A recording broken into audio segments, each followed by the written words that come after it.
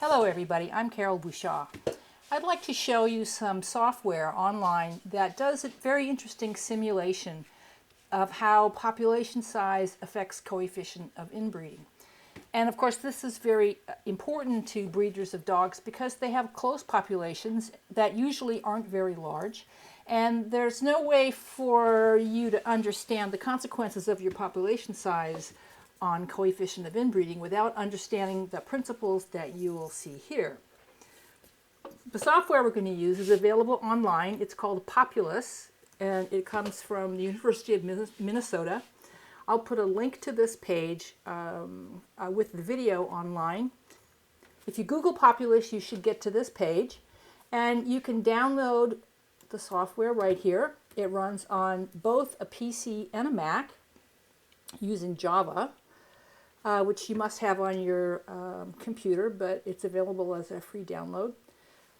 So what you'll do here is click to download. Where are we clicking? Right there. After it's downloaded, you just install, and if you click to open it, you should see a screen like this. So this is a little old-fashioned looking, but it works really very well. And we're going to want to use a specific model of all of the various ones that are available here. One that's in Mendelian genetics, the Mendelian genetics module down here for inbreeding. So click on that. And you see a window here that lets you input values for the size of the population, the number of generations that you want to monitor the population for, and the initial F, where F is the coefficient of inbreeding. So when F is 0, the initial coefficient of inbreeding of the entire population is 0, and that means all of those animals are unrelated. And what I'd like you to do is just play around with this a little bit. And maybe the most useful thing you can do is start out with a population size that you think might be representative for your own breed. And this is not the total number of dogs. This would be the total number of dogs that are breeding in a particular year, for instance. So that might be, you might get to that by counting up the number of litters produced in a year and multiply by 2 or 1.5 to account for multiple sires.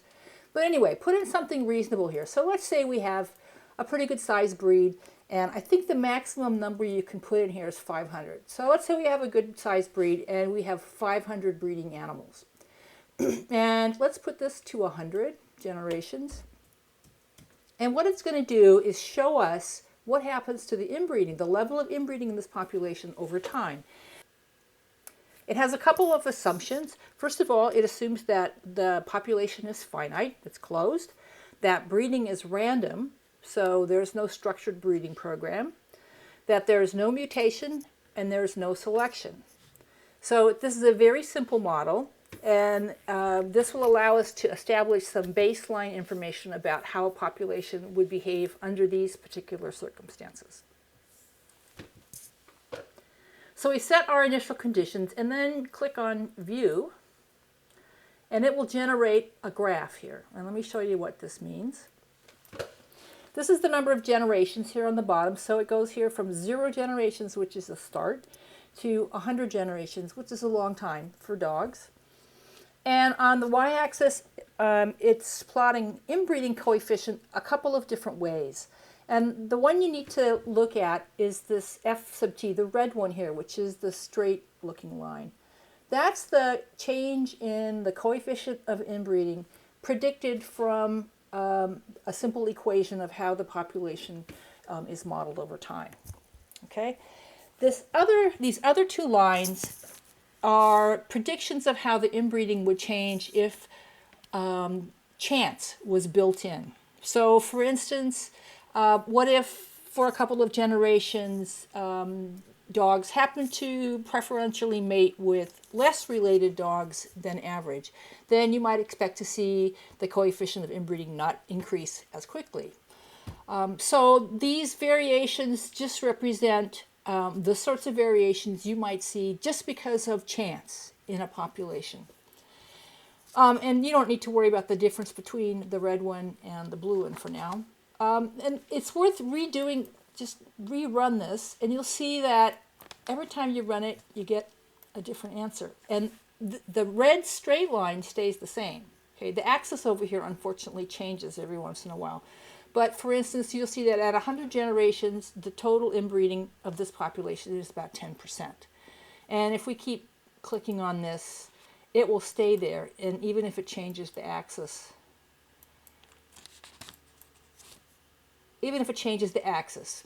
it's still at 10%. So don't be misled by that. But each time you run this, you'll get a different pattern of change in this fake simulated population. Okay, so what this is telling us is that if we start with 500 breeding animals that are all completely unrelated, it's a closed population, then we let them breed randomly, that in 100 generations, the coefficient of inbreeding in that population will be about 10%, theoretically. So let's reduce the number of generations to something that's more relevant to a dog breeder over the course of a lifetime, say, of breeding. And we'll use 25 and run this with a population size of 500. And we can see that at 10 generations, the level of inbreeding in the population is about 1%, which isn't so bad. Let's see what happens if we reduce the population size by half to 250. Come down here again, and it's changed the axis on us. So this would be about, well, it's more than 10%. It looks like it'd be about 25% or so. Let's reduce this again to 100 and redo this. Okay, so this looks like about 5%. 10% would be right here. Make this 50. Run it again. At 50, put the population size of 50 breeding animals in 10 generations, we are up at 10%. Make that 25.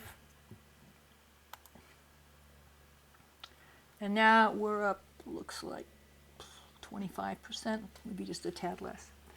So what you can see is that the smaller the population, the faster the rate of increase of inbreeding in that population over time. And this is just because the animals don't have that many other animals to breed to. And once they start running out of new unrelated animals to breed with, then they have to start breeding with relatives. And over time, the average level of relationship goes up.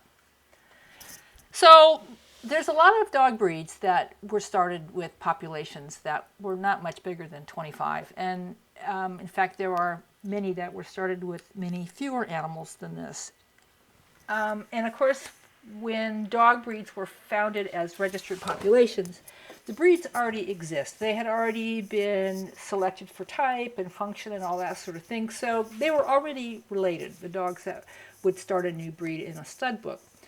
So the initial coefficient of inbreeding here for those animals would not be 0. It would be something greater than that.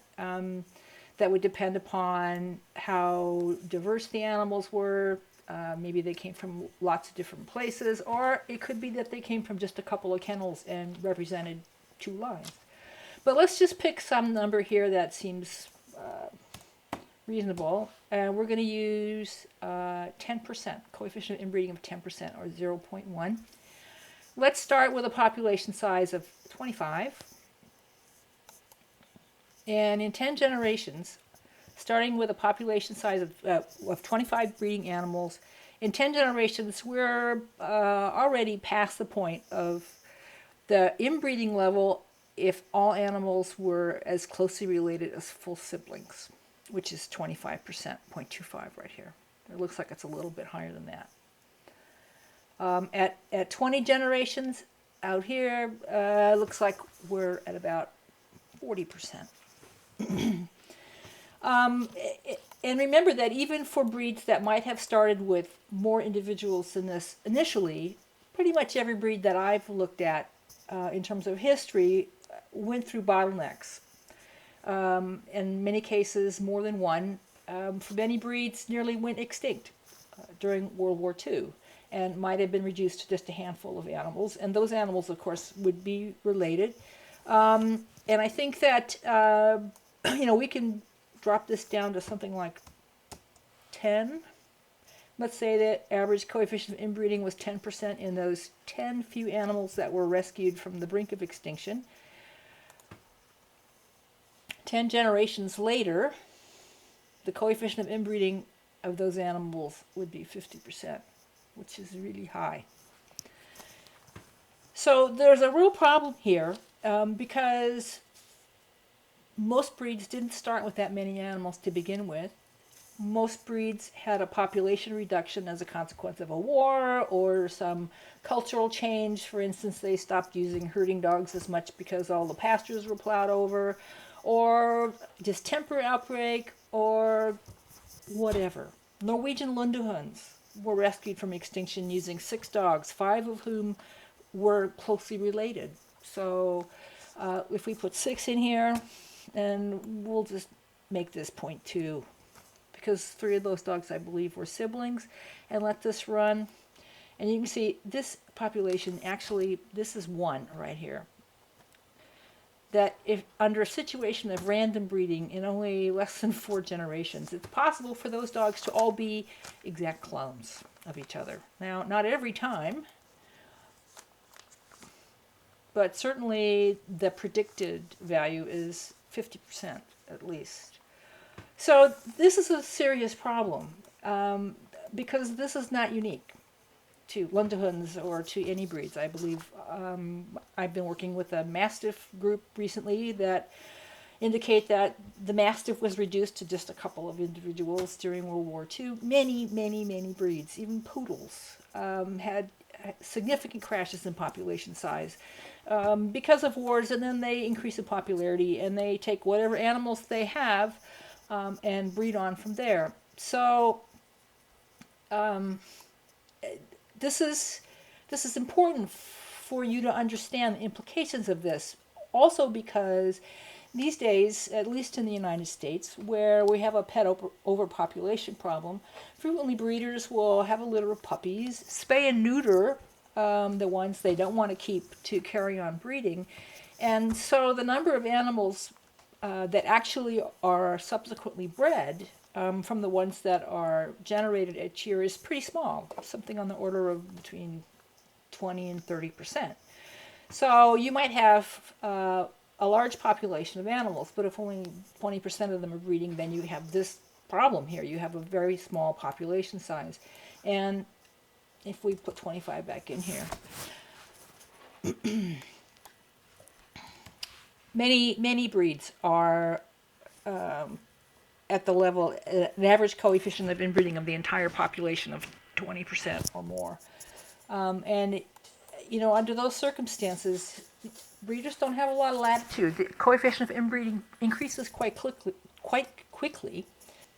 And of course, that increases homozygosity, and an increase in homozygosity results in the expression of genetic diseases caused by recessive mutations.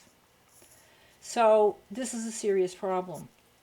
Now, you'll notice that this line here, that these lines that are simulating the role of chance, how chance might change the fate of a population over time, you'll see that it can go both up and down.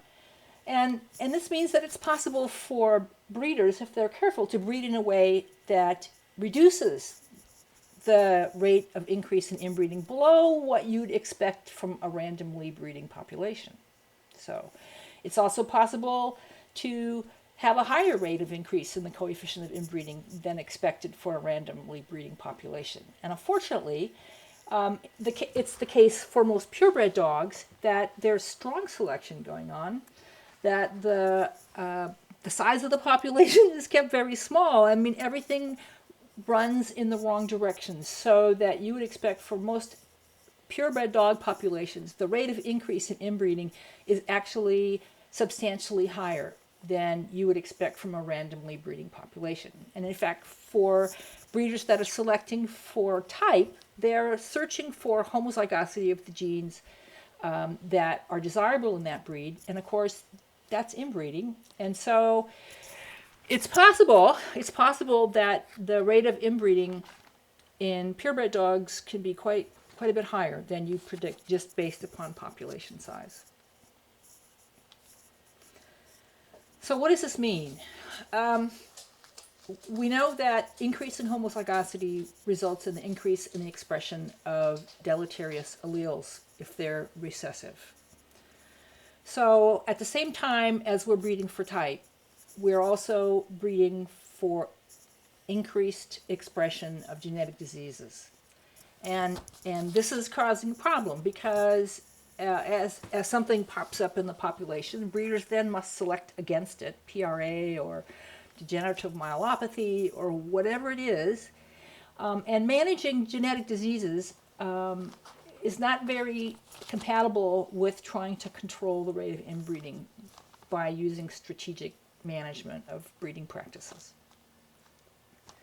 So it's important that breeders understand that the population effects, if the stud book is closed, are inevitable.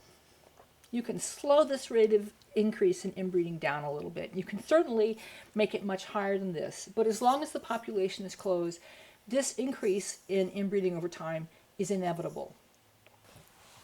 What we need to do is assess the status of the genetic relatedness in populations of breeds and then come up with a plan to manage this change in relatedness as best we can, using some strategies that have long been used for management of populations of animals like herds of cattle or flocks of poultry or even endangered species in the wild. And those strategies are pretty useful. They're pretty effective. They can't eliminate this. You still only have a closed population of animals, but managed properly, you can do much better than predicted and keep the rate of increase in inbreeding at a manageable rate. So anyway, play around with this. I'll point out one thing. Frequently, if you browse the literature in population genetics, you'll run into some guidelines for population sizes of endangered species. How many animals do you need to rescue from an endangered species to ensure that the population is sustainable over time? And you'll see what's called the 50-500 rule. And that means that the minimum number of animals that you should get if you want to establish a new population, for instance, in a zoo or you're transplanting to a new environment, is 50. So let's just see what happens. Let's put this out at 50 generations, and we're going to have a population size of 50 here. Okay, since we're rescuing an already inbred population, we know that they're not all unrelated. And just for fun, we're going to put in 10%, which would be the level of inbreeding in which somebody in charge of genetic management of a population would start worrying about inbreeding increasing to the point where a population could start suffering from inbreeding depression. Okay, so let's run this. And here is 1%. This is the level of identical clones. We started down here at 10%, and in 10 generations, well, we still have this stupid axis here. We can't see the numbers. Let's go out here to 50. In 50 generations, we have a population that is close to 50% inbred. So what this says, in fact, is that this is not very effective for maintaining a population over the long term. It buys you some time. After 10 generations, the inbreeding is maybe only 15 or 20%. But that's quite high. Certainly, it's not sustainable over the long term. The other number you see is 500. And this does a little better. At 50 generations over here, it's about 60%. I'm sorry. That's not 60. This is 0.08. Oh, this is very awkward. What do you suppose that is? 13%, let's call it. This is a wild guess. Anyway, the bigger this population, the slower the rate of increase in inbreeding. Okay, so usually what population management people do is they go out and they grab 50 animals, if they can get them, and then breed them strategically to increase the size of the breeding population to 500 or 600 as quickly as possible. because the bigger the population, the slower the rate of increase in the rate of inbreeding. Okay, now this is not what dog breeders do. If you used these rules, you would go out and you get your 50 animals, and then you would start selectively breeding, keeping the best of each litter, only breeding the best animals to the best. And in fact, the population probably of reproductive animals probably wouldn't change that much over time. So this is a rule of thumb if the population is being managed for genetic conservation. This is not a useful thumb for populations of purebred dogs because the conditions under which these animals will be bred are very different. So I know that some people have gone back looking for the founders of their breed to see if they have 50 because that's the safe population size. It's only safe if those animals are managed in such a way that they increase the population size as quickly as possible, which means they need to use everybody for breeding, and they also need to manage inbreeding. So they'd be managing breeding in a way that limits the rate of increase in the coefficient of inbreeding. So this should give you something to think about, especially as we work to put pedigree databases together, figuring out how many breeding animals we have at a particular time, how related those are, and then come up with a plan that will reduce genetic disease in animals. You have to understand that there are certain immutable forces that are simply a matter of math. And the assumptions behind these sorts of rule of thumb calculations are critical to understand. Okay, so I have a little fun playing around with this. It actually might be less fun and more scary, but it is something that's very important for you to understand and puts the whole coefficient of inbreeding thing, I think, in some perspective, because that's what's telling you about the change in the risk for genetic disease in your breed. I'll see you next time.